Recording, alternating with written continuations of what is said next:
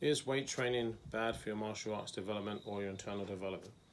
It's a question that comes up quite a lot, and sometimes it's thrown at me because people think I look strong, so they say, oh, Alan's power is to do with strength, it's not internal.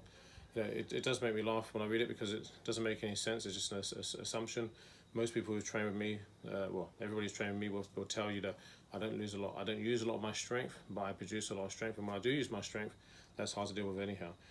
There's nothing wrong with being strong, okay? If you go against a strong guy, it's going to be hard work. A strong guy often will burn out, so that's good, and then you can take over with skill. But you need to be able to do that as well. And if you have no strength, then you're probably going to get smashed in the first place. So strength, there's nothing wrong with it.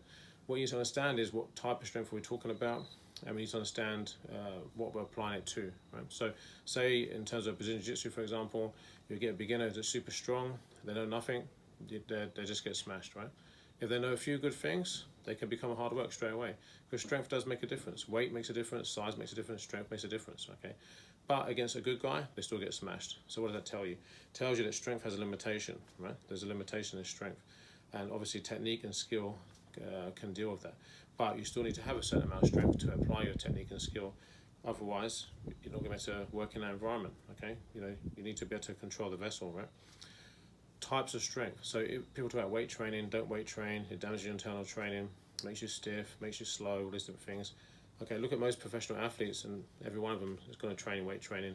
And people talk about using body weight training. Body weight training is still weight training. If you're doing pull-ups, you're lifting up your body weight.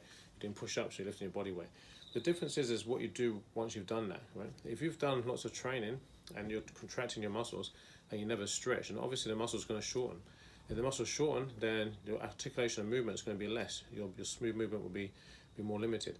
If you're lifting really heavy weights all the time and you're training really hard, but then you move really well, and you're doing gymnastics, or you're doing lots of smooth movement and doing your qigong or whatever you want to do, or doing your Wing Chun or whatever you're training, then your muscles are going to be trained to move. If they're trained to move and they're strong, there's no problem. Right? You don't see someone doing gymnastics and say they're not flexible, they're not strong, they don't have good movement. They have some of the best movement we see, right? The guys who do gymnastics obviously have more muscle than the girls. A lot of that is obviously genetics and hormonal responses to training. Also, the guys will have different muscle development depending on what type of area they're working in. Right? The guys that most muscular, obviously the guys with the rings, right? Because the rings is probably one of the hardest upper body exercises. So different training will produce different effects, will produce different results. But in the end, muscle training is not incorrect. Okay, muscle training is correct. If you do your stance training, you do your stance, you're training your stance, you're developing strength. If you do twisting of your tendons, you're developing your strength. So everything we do has an element of strength training.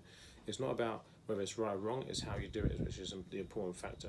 So make sure that you understand what you're trying to develop in your training before you start to question whether it's good or bad for you.